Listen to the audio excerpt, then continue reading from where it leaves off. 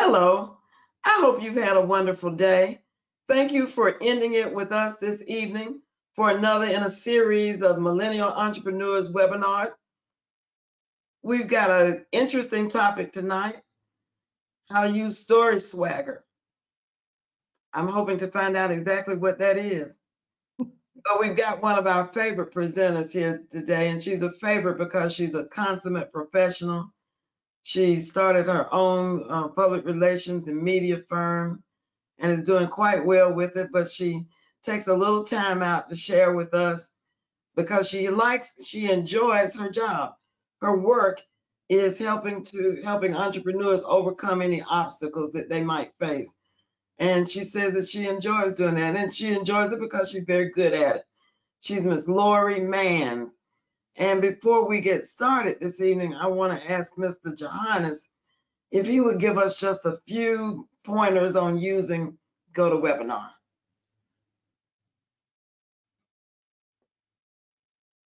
Well, I'll be doing that today for Mr. Johannes. This is Miss Allen. And just a few pointers in the handout section. We have our NCW webinar information if you have any questions about how to navigate GoToWebinar. And also we have our Story Swagger presentation PowerPoint there as well. So you'll have this information that Ms. Lori presents. Thank you. Thank you, Ms. Allen. That was very, very wonderfully done. Lori Mans, what are you going to tell us this evening? Hello, everyone. I am going to discuss how to use Story Swagger to sell online. My name is Lori A. Mans, and I am with QualityMediaConsultants.com, where we help entrepreneurs and small business owners to get more dream clients, gain brand visibility, and grow cash flow and revenue in record time. And so tonight, I want to talk to you about how it is that you can promote your brand, attract leads, and sell online. And we're going to get into it now, and I'm so excited to have you here. So let's just do a check-in at first, okay? So this webinar is perfect for you if you're launching or building your business, you're unsure about the exact strategies you should implement, and if you're unsure how to construct a brand story that feels authentic, and perhaps maybe you're uncertain about how to connect with your target market, or you haven't figured out what your core brand message should be, and maybe you're trying to attract more of your ideal clients, but you're not quite sure how to go about it. And of course, if you want to sell more online, build a profitable brand and business, and of course, learn how to get paid, especially online during these difficult and pandemic times. So a little bit about me in case you haven't heard of me before. My story as an entrepreneur started in 2009. Prior to that, I was a radio sales executive for 19 years, and I spent the majority of that time at CBS Radio here in Atlanta. I was a six-figure earner, met a lot of celebrities, traveled the world, and worked with million and billion-dollar brands.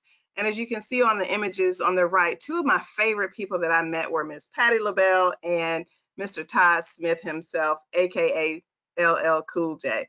And so as a entrepreneur in 2009, after I got downsized, what happened was I decided I wanted to put my future in my own hands and start my own company. So now as a six-figure business owner, I am referred to as a trailblazing business strategist. I'm the creator of the Trailblazer Business Academy, where purpose-driven entrepreneurs go to learn how to grow and scale their businesses. I recently wrote a book. It's called The Divine Downloads, Loriology, 33 Lessons on Life, Love, and Leadership. I'm also the co-author on Tech Magic, which is an entrepreneurship book that teaches entrepreneurs how to use technology to grow their business. And I've been featured on several TV affiliates and national publications. I'm a content contributor for Forbes.com, a member of the esteemed Forbes Coaches Council. And for the past 10 consecutive years, I've been honored in Who's Who in Black Atlanta. But in a nutshell, my specialty is helping purpose-driven entrepreneurs who struggle with brand obscurity and inconsistent income to get more dream clients, gain brand visibility and cash flow without spending a fortune on ads or sacrificing their lifestyle. And all that's the business stuff. But one fun fact about me is that I'm a foodie and I love to watch Food Network. So if you got a recipe, I'm your girl. Please share it with me. Now, let's move on.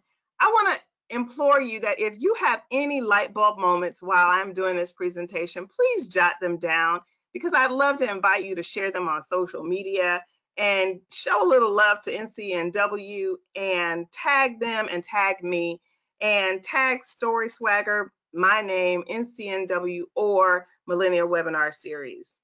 Okay, so I am so happy to be here, you guys. Please stick around to the end because I have a special offer to share with you. It's a complimentary offer. So just stick around to the end if you can. Grab a pen and paper, take notes, and write out any questions because I am so happy to answer them and address them at the end of this presentation. So here's what we're going to cover today. I'm going to talk about online selling mistakes, how to counteract online selling mistakes, why your brand must be one that is bankable and brilliant, how to define your story swagger, how to use my C.O.R.E framework to sell online, and my C.O.R.E pitch formula, as well as the top 12 things you must do to succeed at online selling. And then I'm going to offer you a special complimentary way to connect with me. Okay, so here it is. My first question to you is, are you struggling, frustrated, or stuck? Or maybe just not growing at the pace that you would like to? Well, if you are, I want to assure you that it's not your fault. You're probably making some common mistakes because many entrepreneurs, particularly millennial entrepreneurs, haven't been handed a plan to show them how to tell their story, attract leads, and secure sales online. But there's good news. I'm here to help you with that. So keep listening. I got you. We're going to work it out. Now, first I want to talk about these mistakes, okay? So the number one thing that I want to share with you is that you must define your brand, okay? So many people think that they need PR and they need publicity before they even have their brand defined. But you met me, so I'm going to hip you to the game. And here's the point. Your brand is first and foremost. You have to establish a strong, a bold, and a brilliant brand because you got to know what you want to be known for. And so you got to keep three things in mind. What is your brand identity? And that is the visual element, color, and design and logo of your brand. And then you have to know the brand image. What's your reputation based on how the people in your audience perceive you? And then what's your brand promise? This is what you guarantee your audience is going to experience and what they can expect from you. Now, keep in mind, your products and services do not make your brand, okay? And you can't rely on your products and services to automatically sell themselves. You have to have a brand and a brand message to go along with it. So I want to admonish you to think about what the brilliant brands do that are well known in our society and well known in our country and even around the world. So if I were to put the swoosh on the screen with the words "just do it," you would know that that is representative of Nike. Why? Because they have a strong brand. If I were to put an apple with multicolors and it looked like a bite was out of the apple and the words "think different," you would know that that's for the company Apple. So Nike sells shoes, but they have a strong brand identity, logo, and message because Nike doesn't just brand themselves as a shoe business. They have advertised themselves as the brand who encourages people to test their limits and see how far they can go with the tagline, "Just do it." What about Apple? Apple isn't known for just phones. They're not just known for computers. They have a strong brand identity and logo with a message that they want you to think differently. They are sparking your emotions. And the starting point for this brand is that the Apple product experience makes you feel something, right? They're telling you to think different, but that brand personality is about lifestyle. It's about a clique of people who like Apple products, right? You know, you got the people who like Droid and you got the people who like Apple. So this is all about passion and inspiring people to feel something when they see your brand. Now, here's why your brand must be bold and different, as well as brilliant. It's because you need to stand out in order to get sales online. You can't be like everyone else. You have to evoke emotion and you must attract. Your message must attract. You're asking me, Lori, who am I supposed to attract? It's your prospects, your target market. That's who you're trying to attract. So here's my definition of being bold and brilliant as a brand. And here it is. A brilliant brand is luminous and it attracts attention and is well known for providing value to its target audience. That's what I call L'Oreology. So if you don't have a bold and brilliant brand, guys, go back to the drawing board because you got to find out how can you stand out in the marketplace amongst a sea of other people who do what you do or something similar. Now, here's another way that I want you to counteract some of these mistakes that people make when they're trying to brand themselves and sell online. It's defining your target market. You can't skip over this step. It's very critical.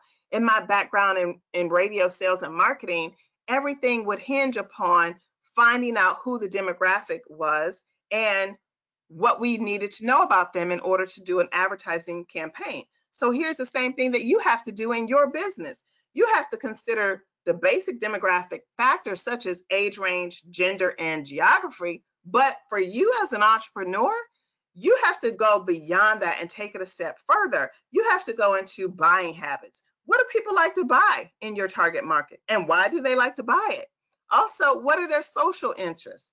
What are their hobbies and preferences? Where do they hang out? This information is giving you psychographic intelligence. And that, my friend, is the key to understanding how to sell to somebody once you have defined who the audience is. Now, I want to hip you to the game when it comes to the clarity that you need around your target audience. You got to ask yourself these questions in order to get clear. Number one, who has a need for your product or service? See, it's not just about do they want it, it's about do they need it and how intense is that need, right? Because people in pain pay for solutions to problems and people who need help pay for that help. So you have to understand that if they need it, they're going to buy it a lot quicker than if they just want it because need anticipates, oh my goodness, I have to get this solved. And so the question number two is, what is the common denominator that links these people together? What all do they have in common? And then number three, what marketing strategy will you use to reach them? Think about where they hang out online. What social media groups are they in? Are they on Facebook? Are they on TikTok? Are they on Snapchat? Are they on LinkedIn? Are they on Twitter? Where are they? And once you get into those social media platforms, what groups are they in? You have to know where they're hanging out online. And then next, you want to ask, what message will you communicate to sell to them? And in order to figure out the right message, you got to say, what's the number one solution that you can offer to their biggest problem?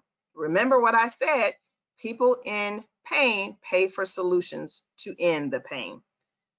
Now, another thing I want to share with you is, in order to counteract some of these mistakes that'll help you sell online quicker and more efficiently, is picking the right e-commerce platform. So remember this, your e-commerce platform can make or break your online sales. Your e-commerce platform is your online real estate that serves three functions. Number one, it showcases your products and services. Number two, it attracts your customers. And number three, it sells your merchandise.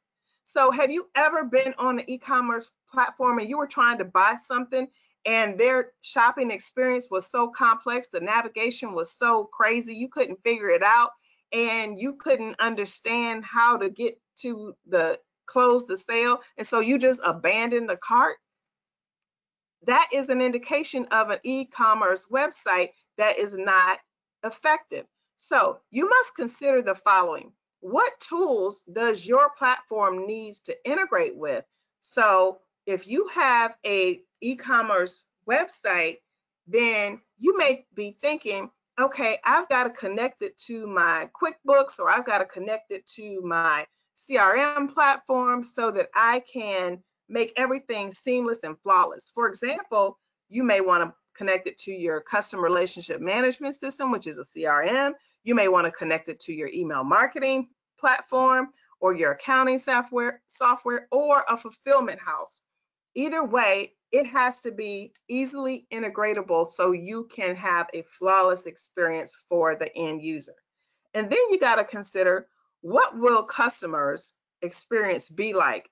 And you need to actually go through the process yourself before you put it out there to the public.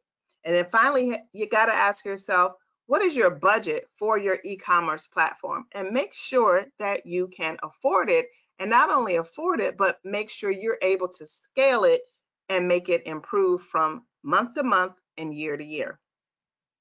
Okay, so I want to suggest some e-commerce platforms for you if you want to sell online.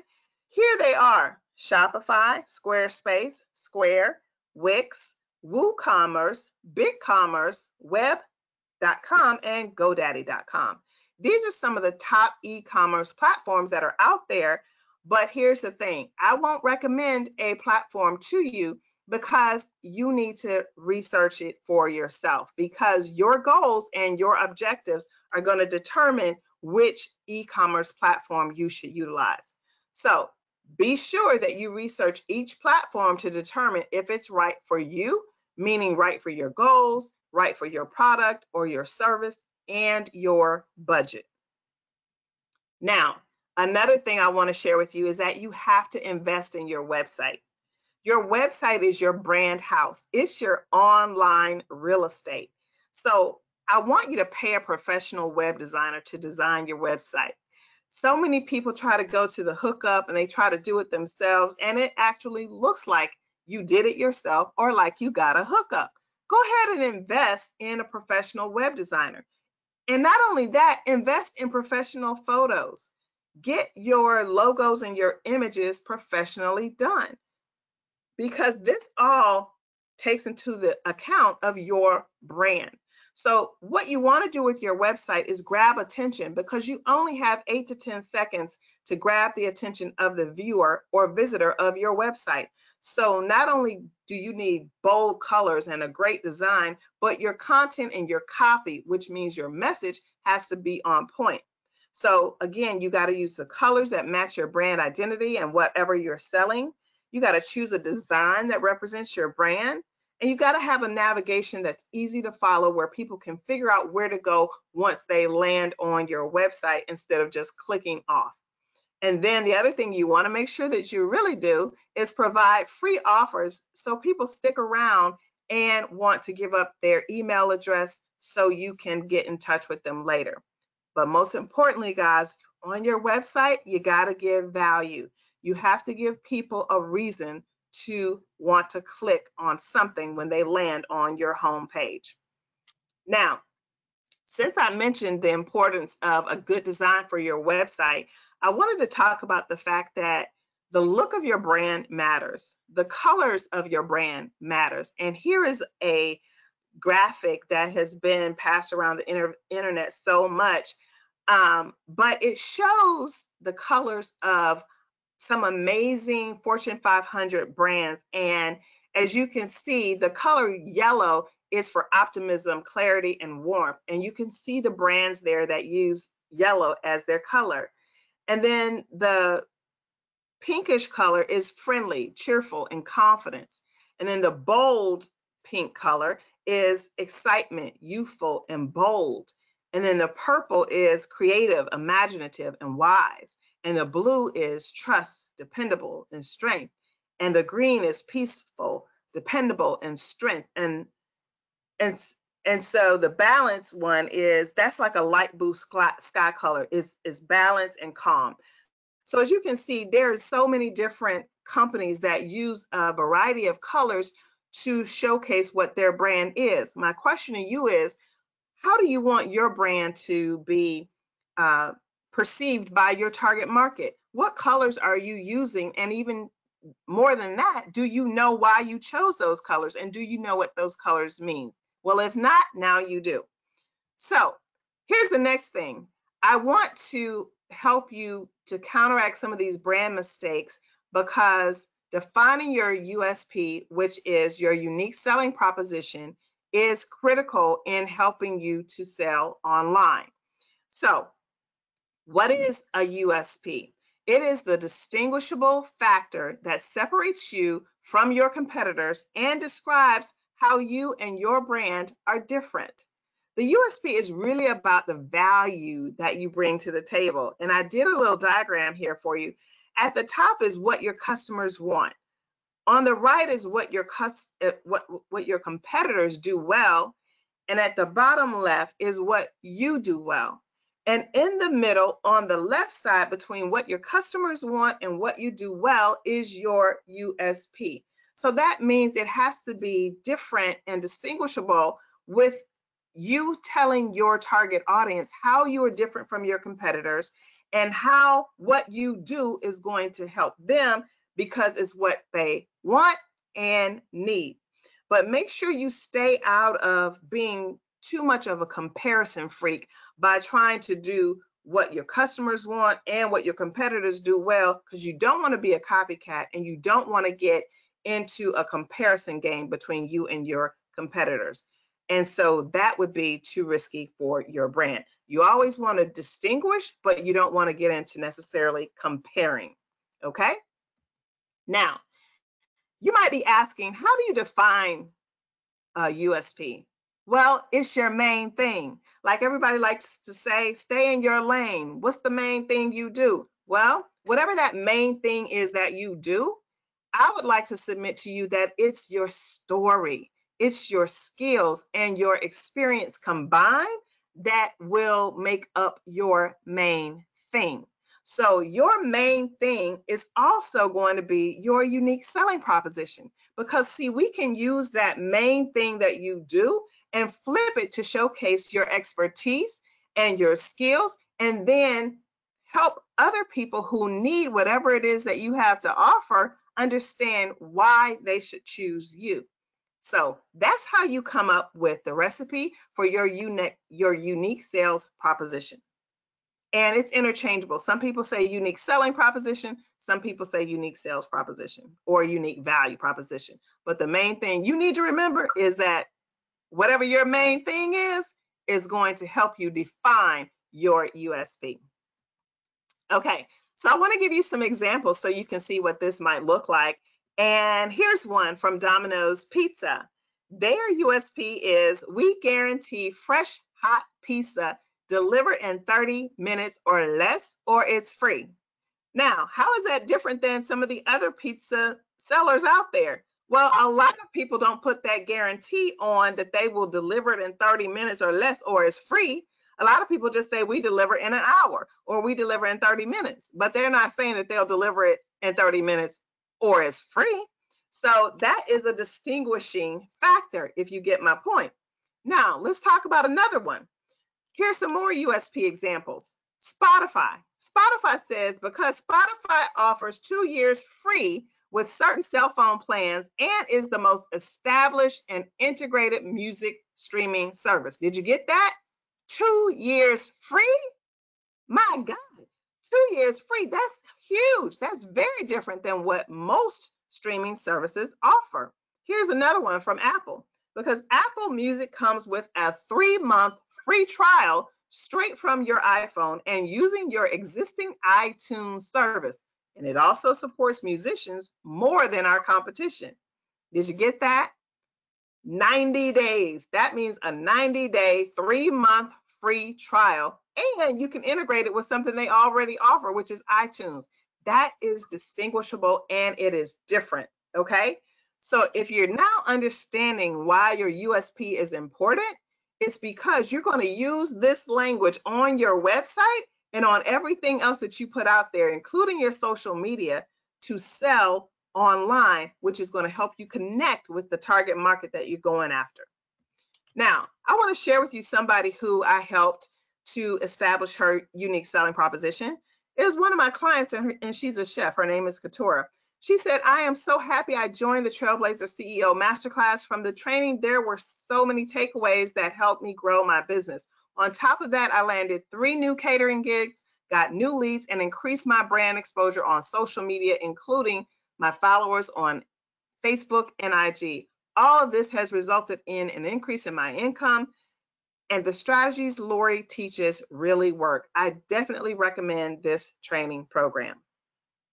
You can check her out at allabouttheminis.com. Now, let me get back to my information that I'm sharing about counteracting mistakes that you could be making, keeping you from selling what you want to sell online. And that is, you got to maximize and simplify the checkout process. Now, when it comes to your checkout experience, it's the same thing as the customer experience, because how a customer checks out is actually how they're experiencing your brand. So this experience needs to be flawless, guys. And this is going to keep people from just opting out and abandoning their carts. So I want you to consider that everything in your checkout experience has to run smoothly. So here's some things that I want you to think about. You got to reduce user frustration.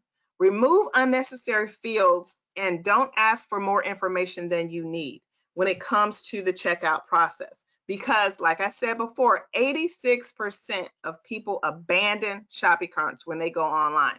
86%, that's a lot, okay? That's real close to 100.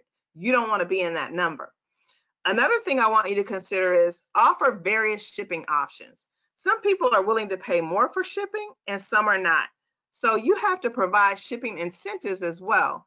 So maybe if they order over $50 or over $100 or $200, then their shipping is free. When you provide shipping incentives, people are less likely to abandon their cart. Another thing is choose a safe payment gateway. A lot of people, because of hackers and all of the darkness that happens on the web these days, are hesitant about putting their credit card information online.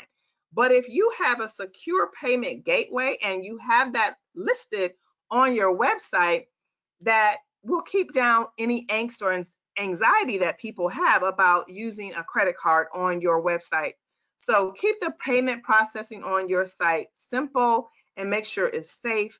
And don't make users click away because you don't have any security listed there.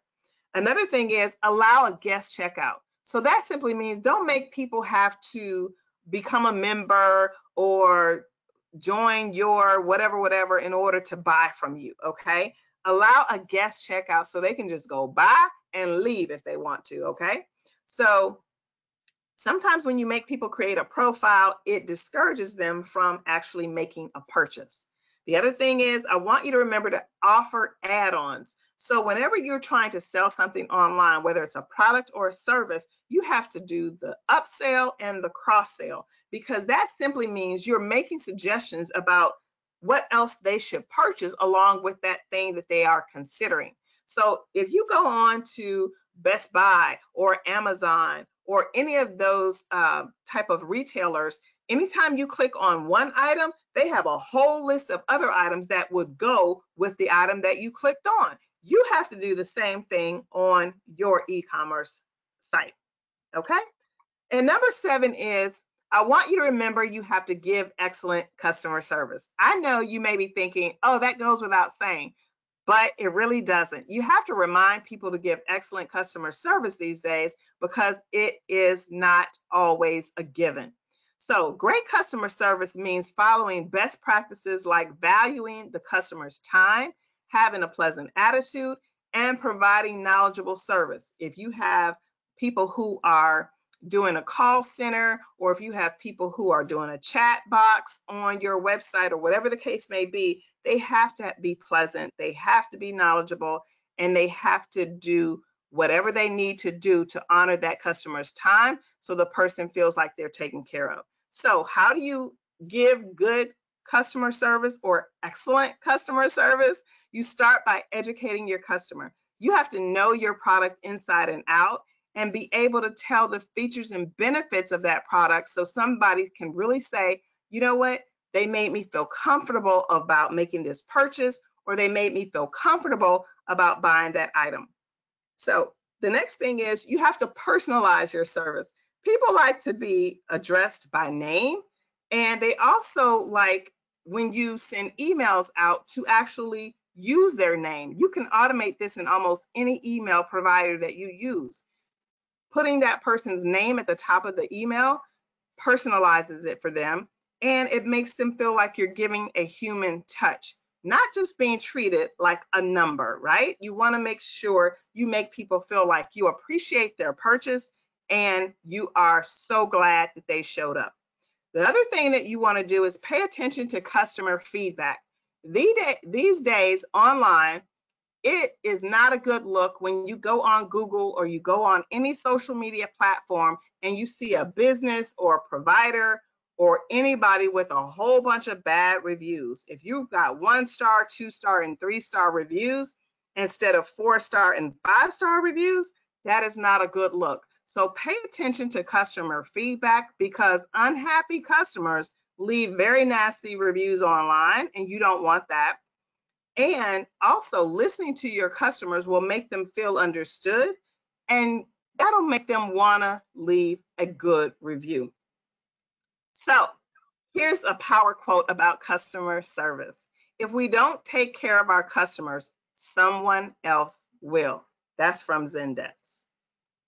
All right, so now we get to the point where after we have avoided all of the branding mistakes and the online selling mistakes, this is when we come to the swag and how you use your story swagger and that main thing that I talked about, which will equal you making money online. And that's when we get to the money bags. So after you have made sure you've counteracted all of those mistakes, let's get to the money part. So why is your story swagger important? So when you learn how to tell your story in a compelling way, you will grow your brand and get paid. Using your story, meaning learn how to paint a picture in the minds of your ideal clients so that they can visualize you and your message. So your question may be, how can you creatively humanize your brand? Well, here's the thing I want to submit to you.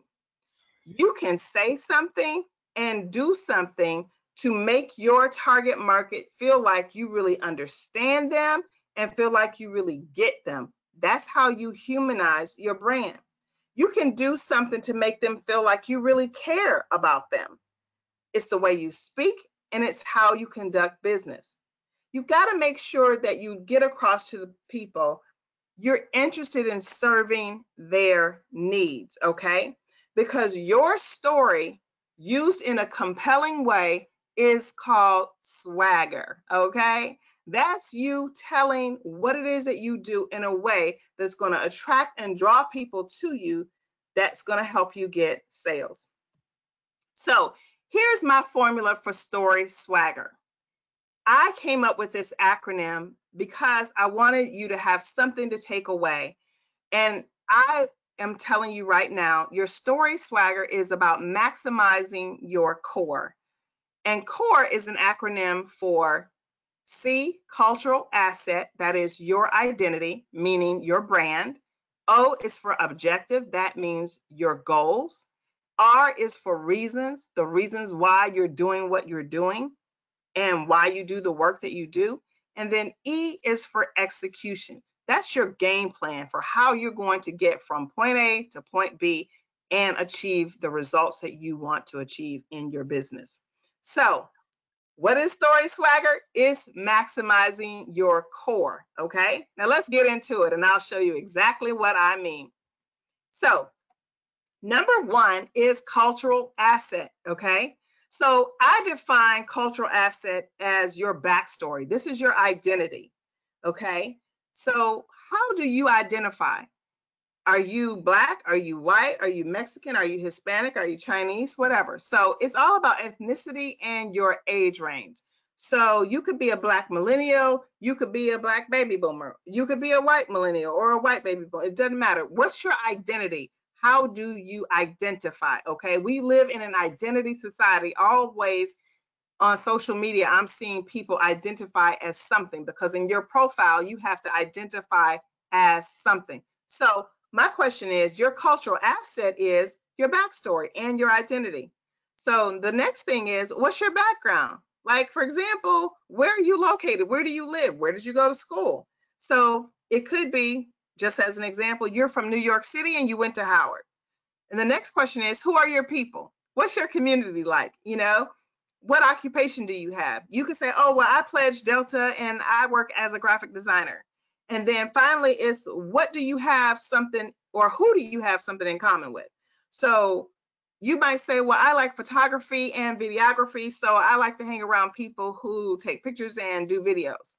Okay, so this all contributes to your cultural asset. These are the things that is your culture. It's who you are, where you're from, what you're familiar with, and the people that you have something in common with. That is what I define as cultural asset. All right, so here's a formula for me showing you how to develop your cultural asset, okay? And it goes a little like this. I am blank, and you insert your name, and then you say I live in blank, and you insert your city or your state, and then you say I am a blank, and that's when you go identity A, B, or C, meaning I am a graphic designer, I'm a life coach, I'm a fitness trainer, whatever. And then you go into actually your real title of your occupation. And then it says, I have a unique viewpoint because I previously blank. So for example, if you were a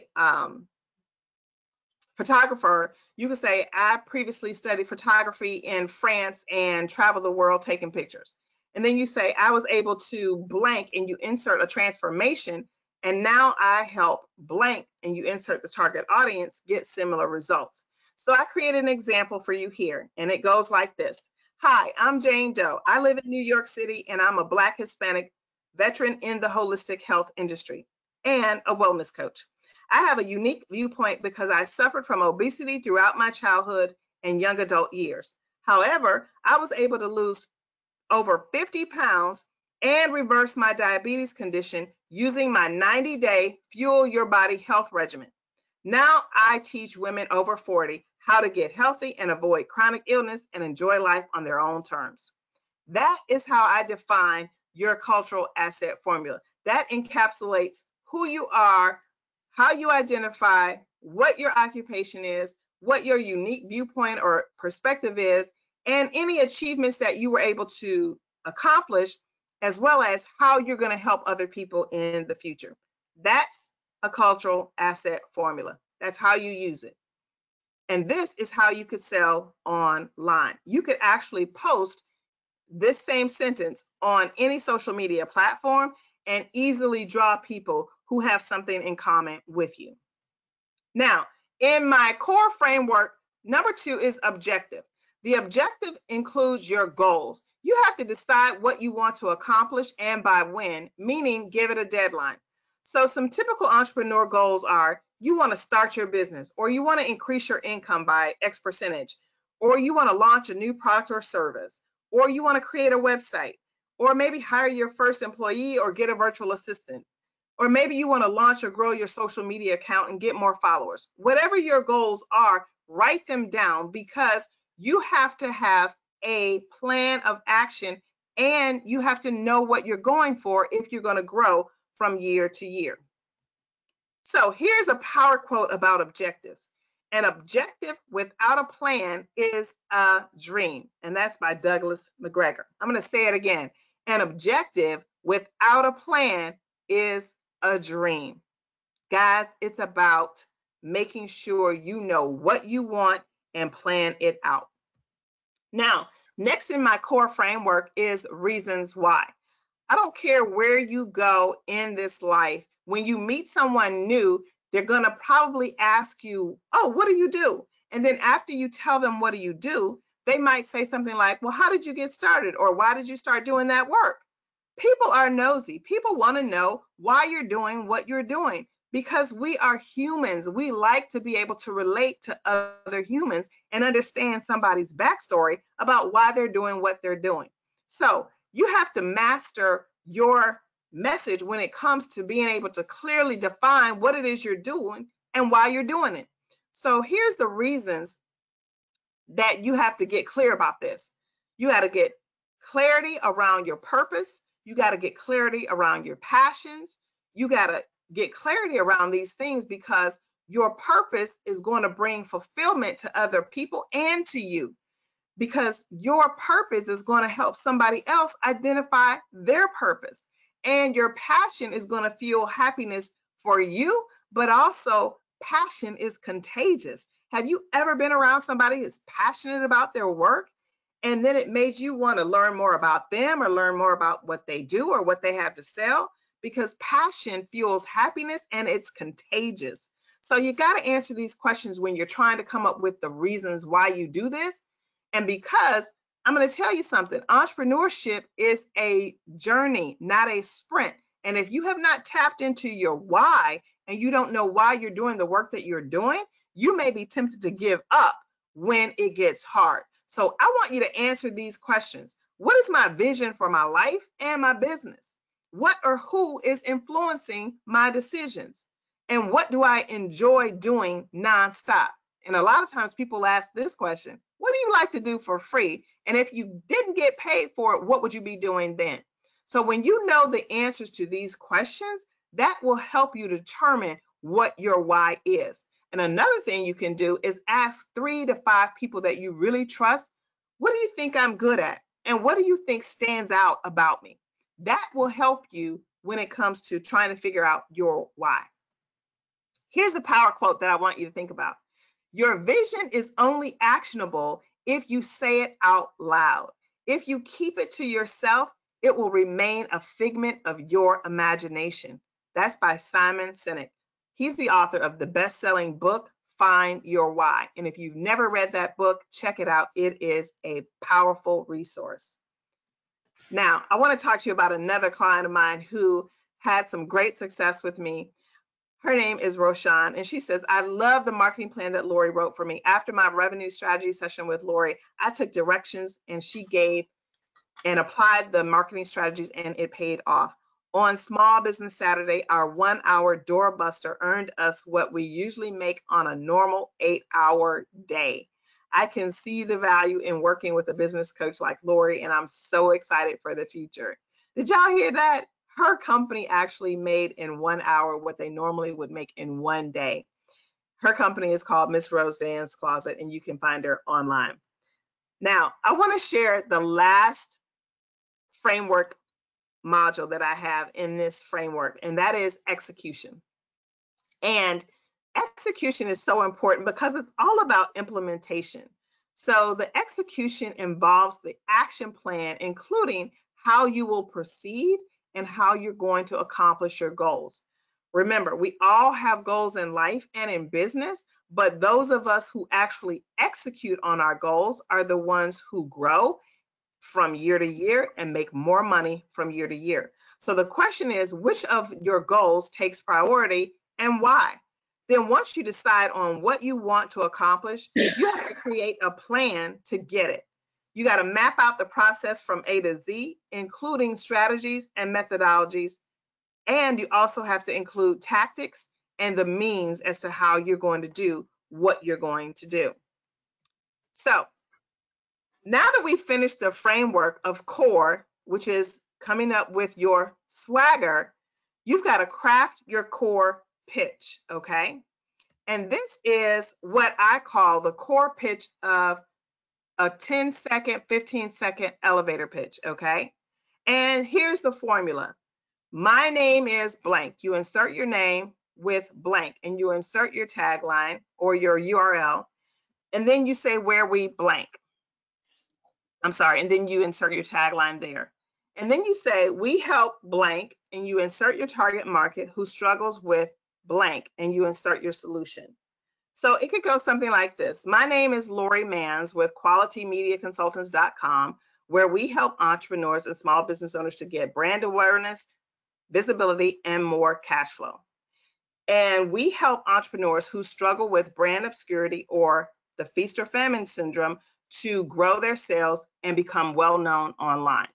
That's how it could go for you or for anybody who wants a quick pitch to be able to quickly decide on who they reach, who they help, and what the solution is that they offer. This, guys, is how you help sell yourself online and control what you say in a manner where people get it, as opposed to rambling on when people ask you what you do and you list 10 different things about what you do. Get concise and get clear on who you help, how you help them, and what the solution is that you provide. Now, let's talk about how you actually sell online, because I want you to know that you got to analyze your offers and be able to promote your offers in an effective manner. So you got to ask yourself, number one, who's the target? Who is it for? What is it that you're selling and who is the offer for?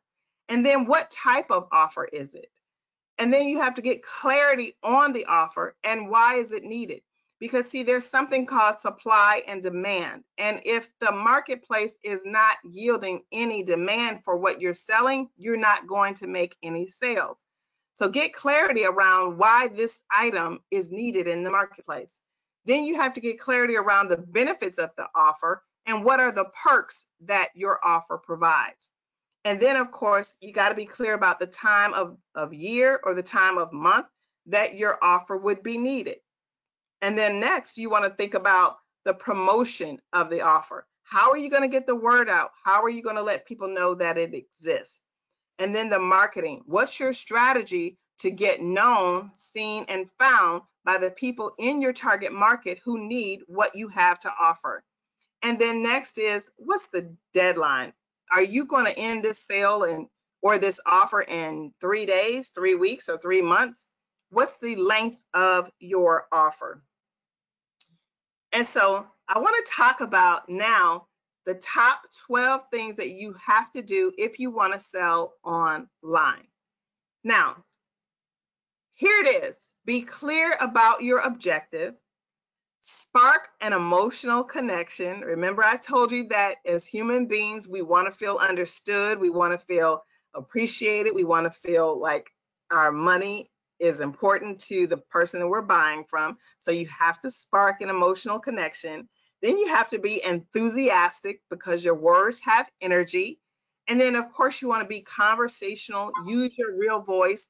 Don't try to talk like someone that you're not, or don't try to use language that you don't normally would use. And then write with intention to help and serve, because it's not just about the money. You want to actually help people. And then next, you got to be clear about who you're writing to. Who is this message for? And then number 7 is be specific about the message that you want to convey. Bottom line it and get real clear about what is the bottom line that people need to know. Be honest and be authentic always. And then you want to include what your audience may have objections about. You want to anticipate what people could possibly say in terms of why they wouldn't buy that. So whenever you assume objections, then you can use that in your marketing language, in your sales language, because people say, oh, well, I don't want to buy so-and-so because blah, blah, blah. Well, if you include that thing in your messaging, then that will eliminate that objection. And the next thing is include testimonials and case studies. Who are some of the people who have bought from you before, or who are some of the people who have engaged with your service or your company, and what did they have to say about you? Was it positive? If so, highlight those testimonials and use real people. Don't hire anybody to do fake testimonials. Get real people that you've worked with and get real people to say what their experience was like working with you, because that will help you to sell online as well. And then number 11 is focus on the transformation rather than the process, because the results sell themselves. Whenever you help somebody get results, that is going to sell itself. And then finally, number 12 is give a call to action. These are the 12 ways that you can sell anything online as long as you follow this formula. So I am wrapping up now, and I want to remind you what I promised you that you would learn today. And what we went over was online selling mistakes, how to counteract online selling mistakes, why you must build a brand that is bankable and brilliant, how to define your story swagger, and I also shared with you how to use your core framework to sell online, how to use my core pitch formula so that you can have a quick pitch that you remember, and the top 12 things that you must do to succeed at online selling. And now it's time for me to share my complimentary offer with you. And first, I want to say this. When it comes to selling your products and services online, you can go at it alone or you could get help. And my question is, do you need help from an expert like me? I've shared a lot of information today. You could spend countless hours watching YouTube and searching on Google trying to piece all of this together. You could try to build your brand by yourself. You could try to create a profitable online business by yourself. You could waste time and money trying to do it all alone and figure it out yourself, or you could let me help you, and I would be happy to do so. So here's what I'm going to offer. If you are ready to level up and sell more of your products and services online, I invite you to text me your name and email address so that I can give you a free complimentary 30-minute strategy call so I can actually learn about your business, answer any questions that you might have, and give you some tips, tools, and resources to point you in the right direction. So all you have to do is text me 404-432-0444, and you will get a complimentary 30-minute strategy call with yours truly, just for me to look at your business and give you some tips and strategies and tools. So you can start texting right now. And if you are the first 15 people to text, you will get that 30-minute strategy call with me. Okay, that's my complimentary offer.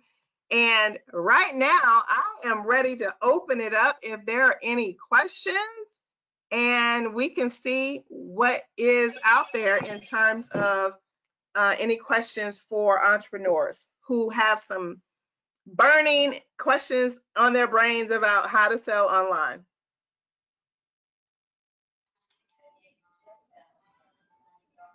Right now, we're looking for those questions.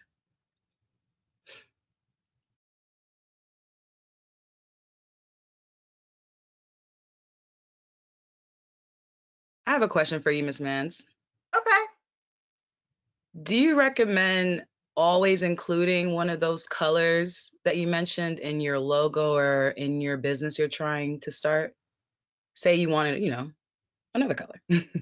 Yeah, so I really think that if you have a brand that you're trying to promote online, I think it should include at least 2 vibrant colors, because colors evoke emotion. And as human beings, we all, when we put on our clothes or our outfits, we have colors that we think we look good in. And when it comes to your brand online, colors actually help sell because people respond to colors, right? People respond emotionally to colors. Some colors like yellow and green and red are vibrant and make people feel certain things. Some colors are more soothing than others. And when you think about it, like the health companies, they typically use green or blue because those colors are about trust and warmth and optimism. And so colors do have meaning, and it is very important that your brand stands for something. And when you have a brand identity that actually evokes the type of emotion that people, feel good about, then that's going to help you to not only present your brand in a manner that's going to attract the right people, but it's also going to give you the impression of whatever it is you're trying to convey. So, I've talked to different people about different colors in their brand because, if you are somebody who wants to invoke action and, um, you know, just what's the word that's I'm trying to think of? Um, I was trying to think of colors that would evoke red. And so, because that's one color for one brand that I have. And it's about power and authority and action. And so that is something that I like because I like people who are powerful. I like people who take action. I like people who accept authority. So I think all of that matters when it comes to building a successful brand. And a lot of people don't think about the conscious level of creating a brand and what that means. And when you actually go to try to sell something online, it's all hodgepodge. They got one look on their Instagram, they got another look on their Facebook, they got another look on their website, and then when you look at their business cards, that's another whole look, and none of it's cohesive. So you have to make sure that you have a brand that represents you across all media platforms. Thank you so much. We have a Absolutely. question. We have a question from the audience. Okay. Do you have any recommendations for the best platform to actually process payments, Shopify or something else? When it comes to processing payments, you can do that so many ways. You can do that even through CRM. You can do that through Shopify. You can do that through WooCommerce. I mean, all of them have payment gateways. But the thing is, you want to make sure that it talks to your e-commerce platform. If it's not comprehensive, it may need to be integrated with something else. Like it may need to be integrated with QuickBooks. Like, what is your accounting software? Or do you do FreshBooks? Whatever it is that you're doing to keep up with your accounting of your business, you might need it to talk to that so you don't have to pull reports from two different places. So you can have it where your WooCommerce or BigCommerce or Shopify, all of that stuff is fine to use for processing, but what about keeping up with your bookkeeping so that you can be able to give your CPA reports at the end of the year to do your taxes? So you see how I'm saying all of it has to be integrated so you can pull it all together when it's time for you to write a profit and loss statement, or it's time for you to pull together the information for your CPA to do your taxes. You see what I'm saying? Thank you. And we have another question. Or comment and question. I think this was really helpful. As a younger person, I think a big venture many of us are trying to be successful in is YouTube. Even though being a YouTuber isn't necessarily a business, are there methods transferable in making a successful platform? Well, YouTube is a business for some people. There are people who have built a business and a career off of being a YouTuber, meaning they do videos on YouTube.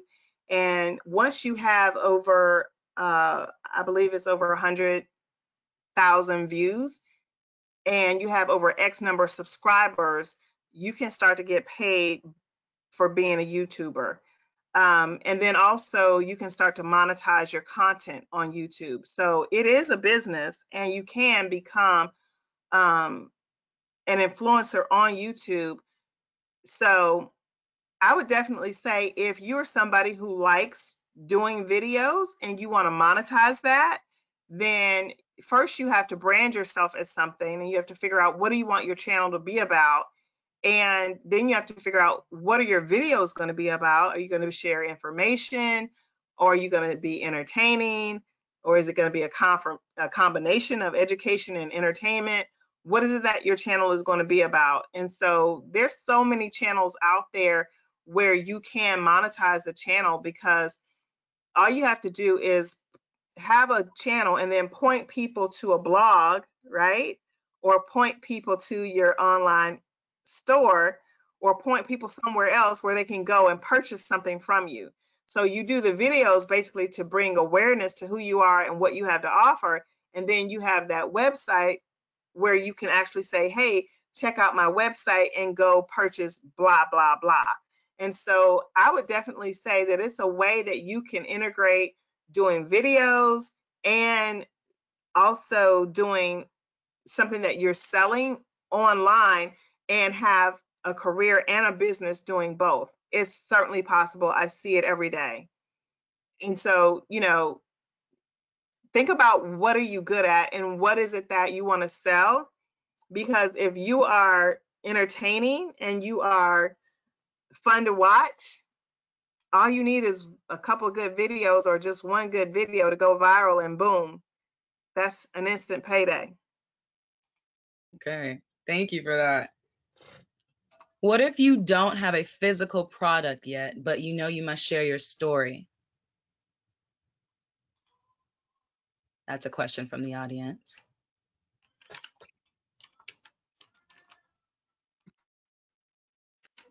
Okay, so if you don't have a physical product, okay, so that's a great question because not everybody has a physical product, okay? But I will tell you, it's very, you could create series of ebooks, or you can create a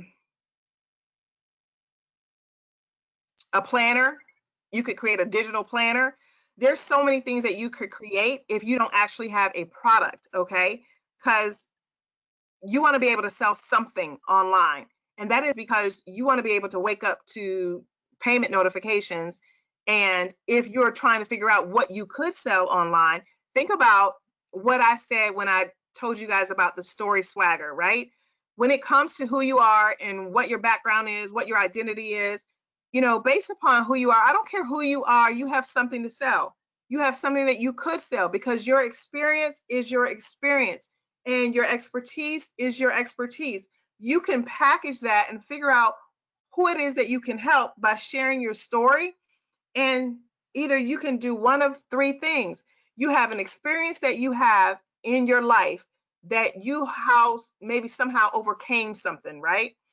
You have some type of result that you have done that you were able to go from, maybe you had a 500 credit score and you got it up to 700, or you had a 600 credit score and you got it up to 800, or maybe you had, bad skin and you created some natural product or some natural remedy at home and you cleared your skin up. You can tell people how to do that. You can create an ebook or a video series and make that your product to sell. There's so many ways that you can create a product to sell and put up a website or Shopify and sell a product. But if you don't have a product to sell, then what you want to sell is a service, right? You want to sell a service. And whatever that service is, you can sell consulting, you can sell coaching, you can create an online course, you can use your knowledge as something that you sell. So anytime you have experience, and if you've been doing that thing for 10 years or more, that is some really good experience that you should be able to put something together on paper as to show somebody, okay, I've got experience in this thing over here. For 10 years, I've done this, or for 10 years, I've been in this industry, and I can put something together based upon what my expertise is to showcase a transformation. I did this, and now I was able to do that. And this is how I got from point A to point B, and this is how you can do it too. So if it's a service, then great. Maybe you are somebody who runs 5Ks or you run 10Ks, and you can create a checklist or some kind of ebook on how to get ready for a 10K or how to get ready for a 5K. I don't know what your expertise is or your specialty is, but whether you have a product or not, you can still sell a service because there's somebody out there who needs whatever you are able to share with them. What advice do you have for someone who needs to overcome the fear of starting their business? Oh, that's a good one. Okay, so fear is an emotion. Fear is false evidence appearing real. Fear is something that we feel to let us know that we need to prepare and plan. Okay. So even though fear is an emotion, it's a low level emotion. And the other thing it is an indicator. Okay. So fear gives you the indication that you need to do something. So what is it that you need to do? Well, fear means I need to start preparing. I need to start planning, because see, when you are afraid, that means you don't feel ready, and or you're worrying about what people think. So control what you can control, and what you can control is how prepared you are. What you can control is how knowledgeable you are. So if you need to be more knowledgeable, then take a class, get a mentor, or get a coach. Hire somebody to help you, whatever the area is that you want to grow in. If it's business, then it's somebody like me. But if it's, numbers, then you need a CPA. Or if it's fitness, then you need a fitness trainer. Whatever the area is you want to grow in, get somebody who knows what they're doing, who is trusted, and learn from them and become their apprentice. Ask them to mentor you. And if you can afford to hire to get help, then hire somebody to help you. But that's what you can control. Now, if you're afraid of starting a business because you don't know what people are going to say, nobody else in your family is doing entrepreneurship, or your friends don't support you, or blah, blah, blah, I will tell you, your family and your friends are not going to support you necessarily when it comes to starting a business, because people want to go with what's safe. Entrepreneurship is not safe. Okay. And if you need safe, then don't become an entrepreneur, because it's not safe. It's a bunch of risks in being an entrepreneur. So if you're ready to take that risk and you are ready to go for it, then you got to buckle up and, strap on everything you need to strap on and say, hey, I'm going for this. And I don't care what anybody says, I'm going for my dreams. And if it gets hard, I'm going to knuckle down and I'm going to do what I got to do to make it work. And if I got to drive Uber, or if I got to drive Lyft on the side until I make my business what I need it to be, then that's what I'm going to do. Because you're hustling hard and you're grinding and you're going to do this thing and you're committed to it, and you're not going to let fear be the driver. So get rid of the fear, because it's false evidence appearing real. It's basically letting you know you need to prepare, you need to plan. So you got to have something in place. What's your game plan? What's your blueprint? How are you going to get to where you want to go? That's what you can control, and then forget everything else. Don't worry about what you can't control. I am a baby boomer. Which social platform do you recommend? Baby boomers are on Facebook. Baby boomers are on Twitter. Baby boomers are on LinkedIn. Baby boomers are everywhere. Some of the baby boomers are on Snapchat and WhatsApp as well. So it just depends on what audience are you trying to connect with. Are you trying to connect with other baby boomers? Then, if so, then Facebook might be where you need to be. But it also depends on what you're selling and who your audience is, because you need to be wherever they are, right? So if you're selling something that's for millennials, then you need to be where the millennials are. If you're selling to baby boomers, then you need to be where the baby boomers are. Wherever you're trying to, or whoever you're trying to sell to, and whatever you're trying to sell, that's where you need to be. Let's see. I think that was our last question from the audience right now. Are there any affirmations you want to leave us with? Affirmations. Okay. Yeah, I can say, for me, I believe in God and I'm a spiritual entrepreneur. So I can say this as an affirmation. I am positively expecting great results in my life and in my business. And today I affirm that everything that I need and everything that I want is working out for my good. Beautiful. Just looking up for any more questions. Well, there are no more questions from the audience. If you have any last words other than your lovely affirmations. Well, I just want to say thank you for spending this time with me. And I want to say to please connect with me on Facebook, Twitter, Instagram, and LinkedIn. On Facebook and Twitter and Instagram, my handle is I am Lori Mans. That's IAMLORIMANNS. And yeah, follow me on all of those platforms, Facebook, Twitter, Instagram. I just joined Clubhouse, so I'm there too at I am Lori Mans. And my company page is Facebook at qualitymediaconsultantgroup.com. So thank you guys so much. And I'm looking forward to connecting with you, all of those who texted. I am very excited about connecting with you guys. And thank you so much for this opportunity. You're more than welcome, and thank you for joining us tonight. And every, what is this? Is this the second Thursday night? We have these webinars, so please join us. Tune in at 7 p.m. You did a great job, Lori. I always learn something new when I listen to you. It was a great pleasure. We'll celebrate our 85th anniversary on the 26th of February. We hope you can join us. It'll be a symposium about Dr. Bethune and her last testament. And we're going to talk to her so she can tell us where we need to go. Okay. Awesome. Thank you. Yes. So thank you and good night, everyone. Thank you, Kayla, for doing a good job. Mr. Kevin, Johannes, Driana, everyone involved in the effort tonight. We appreciate you. Consider joining NCNW. Always. Thank you.